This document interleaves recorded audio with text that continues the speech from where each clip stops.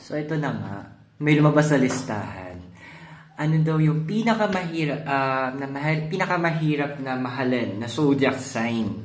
So, tingnan natin based na sa star sign mo. Ngayon, doon magsimula tayo sa pinakamadaling mahalin daw. So, ang pinakamadaling mahalin, una-una si Cancer. Wow. Kasunod si Pisces, madaling mahalin. Yan. Pang 11 siya. Pang 10 si Libra. At pang 9 si Taurus. Ngayon punta tayo doon sa level ng slightly 50-50. So, pang 8 si Aries. Tapos, sunod si Leo, 7. Gemini is 6. And Capricorn pang 5. At ito na nga, the hardest daw zodiac sign to love are as follows. Pang 4th place, si Aquarius.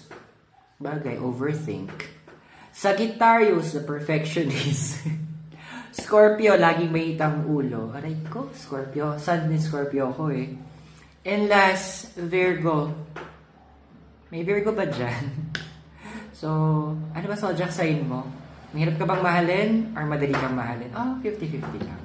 Let me know in the comments below.